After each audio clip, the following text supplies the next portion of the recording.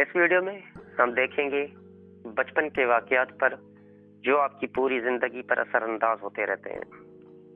وہ تلخ واقعات ہو یا اچھے واقعات ہو یا برے واقعات ہو جو تاحیات آپ کی زندگی پر منفی اور مثبت اثرات مرتب کرتے رہتے ہیں. ہم اس کو بھی جانچنے کی کوشش کریں گے کہ میل ملاپ سے شخصیت کیسے نکھرتی ہے اور شکل و صورت کی اہمیت کیا ہوتی ہے.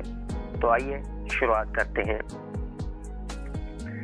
اب آپ بڑے ہو چکے ہیں، چنانچہ جب کبھی آپ لوگوں سے کھچا کھچ بھرے ہوئے کمرے میں داخل ہوتے ہیں یا لوگوں میں بیٹھ کر کوئی ایسی دلچسپ بات کرتے ہیں اور بات کی شروعات کرتے ہیں کہ لوگ خاموش ہو جاتے ہیں اور آپ کی بات سننے کے لیے آپ کی طرف متوجہ ہوتے ہیں، یا آپ کسی اجنبی شخص کے ساتھ ملاقات کر رہے ہوتے ہیں تو اچانک وہی پرانا خوف جس کا ہم پہلے ذکر کر چکے ہیں نمودار ہو جاتا ہے، جو بچپن میں استاد کے ظالمانہ سلوک کی وجہ سے آپ کے تحت شعور میں موجود ہے. آپ کو اپنی جماعت والا واقعہ بالکل یاد نہیں، لیکن چونکہ اس واقعے کی تلخ یاد آپ کے تحت شعور میں محفوظ ہے، لہذا لوگوں کی محفل میں آپ کا وہی حال ہو جاتا ہے جو برسوں پہلے سبق سناتے ہوئے جماعت میں ہوا تھا، جس کا ذکر ہم اپنی پہلی ویڈیو میں کر چکے ہیں. اگر آپ نے وہ ویڈیو نہیں دیکھی تو اس ویڈیو کو ضرور دیکھیے گا. تو ہم بات کر رہے تھے کہ برسوں پہلے جو واقعہ آپ سے ہوا تھا وہ آپ کے تحت الشعور سے نکل کر واپس آ جاتا ہے. آپ لوگوں کی محفل میں بھی آپ یہ کوشش کرتے ہیں کہ لوگوں کو خوش کریں، آپ ان کی تنقید سے خود کو محفوظ رکھنا چاہتے ہیں. آپ کو یہ خیال ستانے لگتا ہے کہ دوسرا شخص خدا جانے میرے بارے میں کیا سوچ رہا ہو، کہیں ایسا نہ ہو کہ وہ کوئی ایسی بات کہہ دے جس کی وجہ سے مجھے دوسرے لوگوں کے سامنے شرمندہ اور ذلیل ہونا پڑے. چنانچہ آپ کا گلا خشک ہو جاتا ہے اور آپ کے لیے بات کرنا مشکل ہو جاتا ہے. شرم اور گھبراہٹ سے آپ کا چہرہ سرخ ہو جاتا ہے اور آپ کی سانس اکھڑنے لگتی ہے، آپ کی زبان لڑکھڑانے لگتی ہے اور الفاظ آپ کے ذہن سے غائب ہونے لگتے ہیں. اس کا سبب کیا؟ میں نے پہلے بتایا کہ وہ یادیں جو آپ کے بچپن میں ہوئی تھی برسوں پہلے، ان کے اثرات آپ پر موجود رہتے ہیں.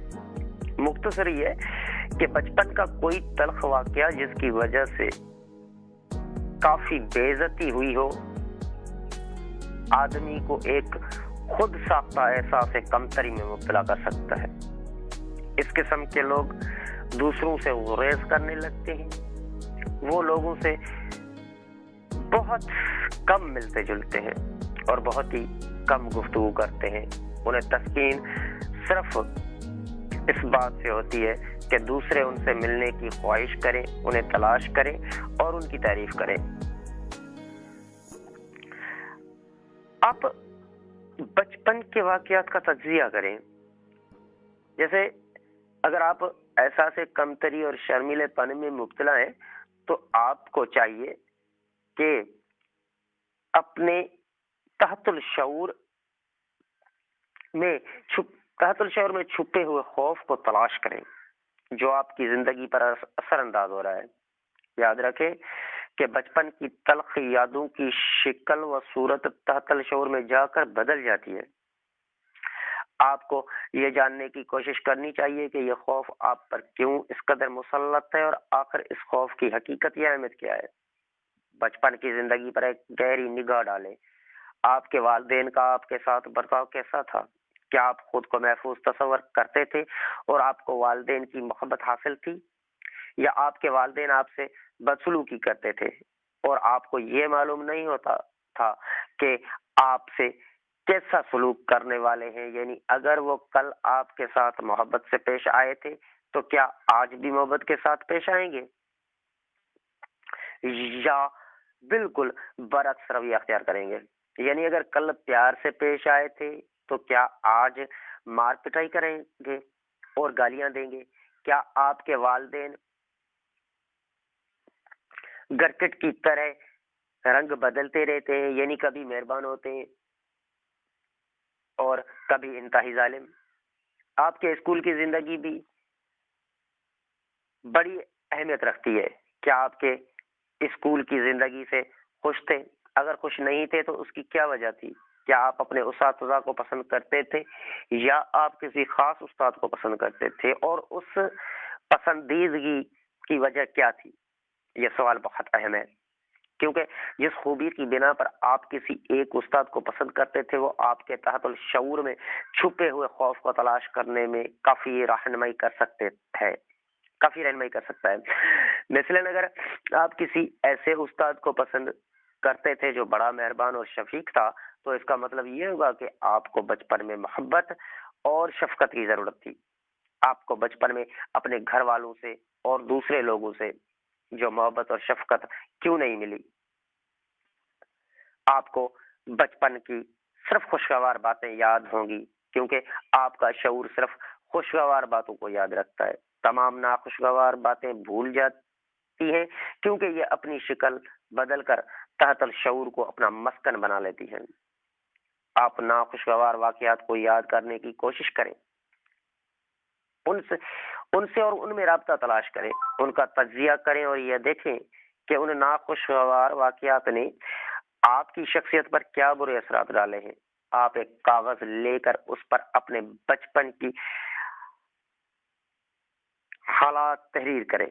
جب آپ ناخوشگوار واقعات یاد کرنے کی کوشش کریں گے تو آپ محسوس کریں گے کہ واقعی آپ کو بعض باتیں یاد آ رہی ہیں.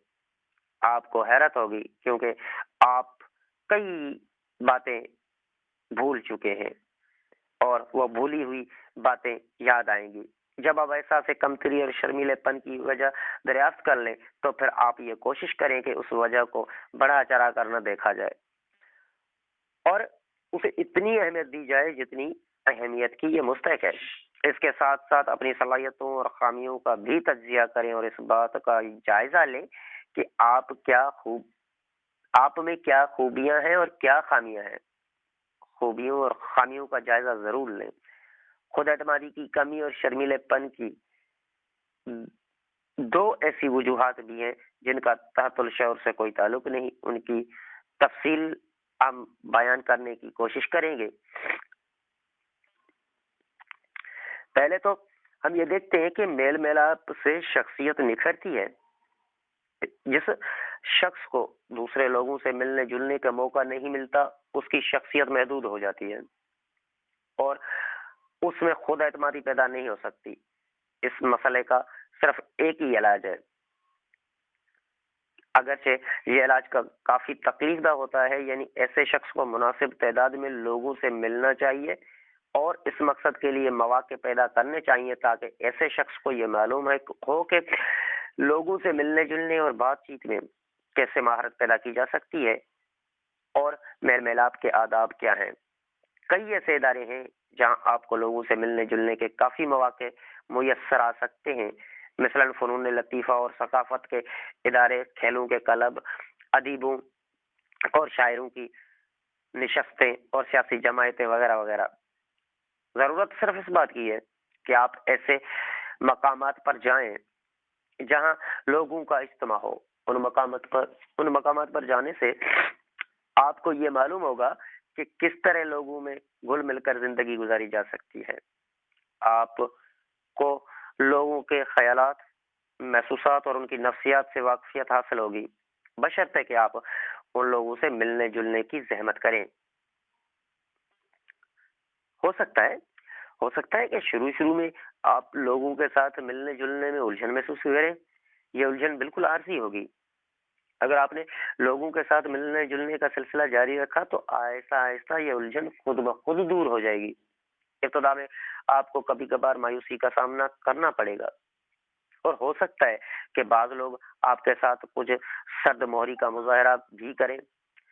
آپ کو بعض ایسے لوگ بھی ملیں گے جنہیں آپ پسند نہیں کریں گے اور بعض لوگ ایسے بھی ہوں گے جو آپ کو پسند نہیں کریں گے، لیکن آپ ہرگز نہ گھبرائیں، کیونکہ آپ کو ایسے لوگ بھی ضرور ملیں گے جو ان باتوں میں دلچسپی لیں گے جن میں آپ دلچسپی رکھتے ہیں۔ یہ لوگ آپ کے خیالات کی قدر کریں گے اور دوستی کا جواب دوستی سے دیں گے، اور آخر ایک دن ایسا بھی آئے گا جب آپ لوگوں سے مل کر خوشی محسوس کریں گے اور آپ کو دوسروں کے ساتھ ملنے جلنے میں کوئی دقت محسوس نہیں ہوگی۔ آج کی قسط میں ہم بس اتنا ہی پیش کرتے ہیں۔ اگلی قسط میں ہم دیکھیں گے کہ شکل و صورت کی جو کی کوئی اہمیت بھی ہے کہ نہیں، اور کیا آپ میں کشش ہے اور آپ یہ کشش کیسے پیدا کر سکتے ہیں، آپ لوگوں کو اپنی طرف متوجہ کیسے کر سکتے ہیں۔ تو آج کے لیے بس اتنا ہی۔ Thanks for watching us.